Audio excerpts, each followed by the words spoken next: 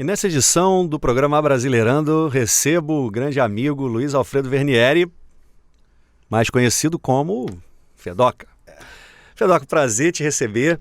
E a ideia do Brasileirando é a gente conversar sobre a relação entre cultura e comunicação, mas lógico, dentro da tua história pessoal. Então, assim, começar falando um pouco da tua história.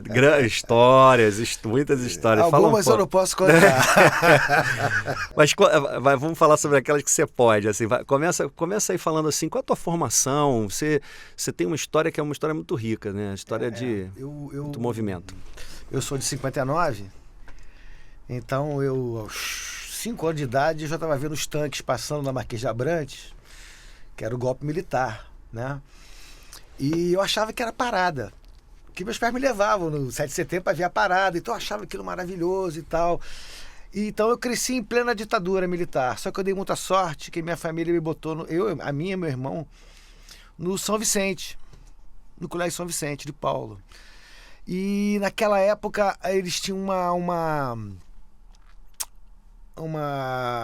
linha muito progressista. Apesar de ser católico e tal, fiz primeira comunhão, aquelas histórias todas.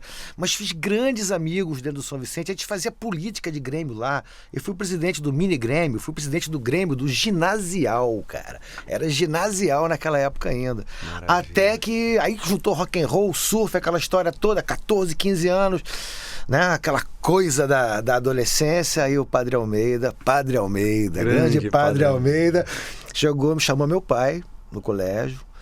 Falou que, infelizmente, do jeito que estava, não podia ficar mais. Não. Eu fui convidado a me retirar do São Vicente. Entendeu? Fui convidado a me retirar e saí, fiz vestibular. Passei para farmácia e bioquímica, no Fundão. Pô, nacional, né? Ganhei carro em casa, fiquei com a galera, tudo, né?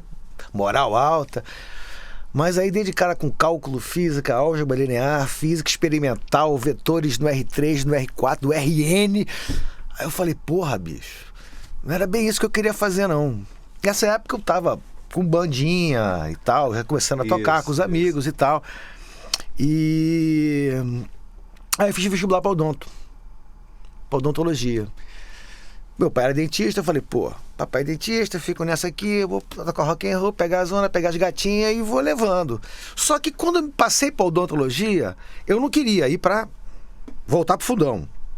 Não queria ir pra UF, que eu ia ter que ir todo dia de barca. Meu pai formou na UF. Eu falei assim, eu ia na UF todo dia, por que você não vai? Papai sempre foi assim, né? E aí não teve jeito. E aí, porra, a minha outra opção, o ERJ eu não queria também. Eu queria sair do Rio, eu queria ir pra Friburgo. E passei pra Friburgo. E aí, quando eu cheguei em Friburgo, cheguei na casa dos malucos lá, a república que eu morava, era onde tinha as festas do calouro, os negócios todos, e o pessoal já trabalhava, eu comecei a dar plantão no hospital e tal, aí desbundei com o negócio e fui embora. Ficou nessa? Uns 20 anos. E paralelo à vida de dentista, você vai falar mais sobre isso. Sim. Mas paralelo à vida de dentista, você falou que tinha as bandas, tinha o sim. meio acadêmico. Eu, em 77, 78, nós tínhamos uma banda chamada Magia Branca. Era eu, o Roberto Lee, o Rony e o Celso Blues Boy. Tocava com a gente. Ele quase que adotou a gente. Era um barato, cara. Porque me chamaram para ser baixista dele. E eu comecei a tocar baixo com ele.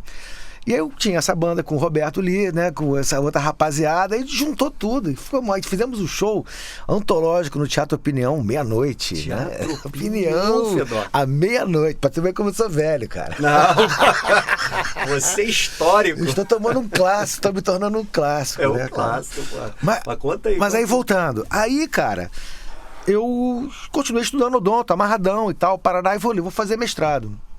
Que eu não sossegava, vou fazer mestrado. E fazer mestrado em patologia oral, que é uma...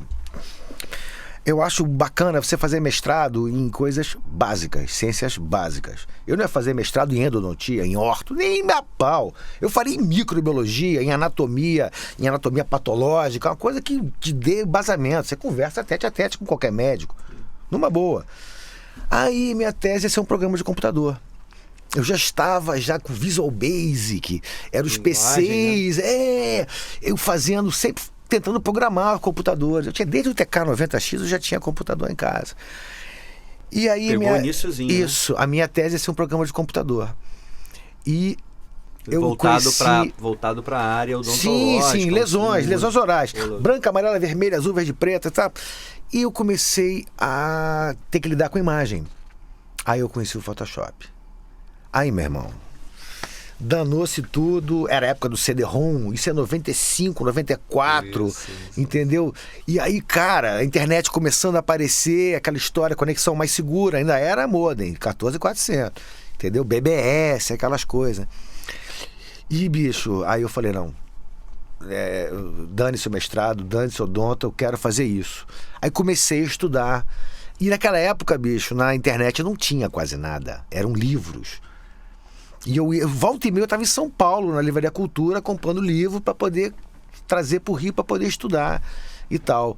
Engraçado como em 10, 15 anos isso mudou radicalmente. Agora você encontra qualquer livro. É verdade. Porra, você queria, na época que eu fazia odonto, um artigo, você tinha que ir na biblioteca do Fundão, pedir pra moça achar o periódico pra você, xerocar, para outro dia você ir lá na ilha de novo pegar. Isso. Bicho, o nego hoje é feliz e não sabe. Perfeito.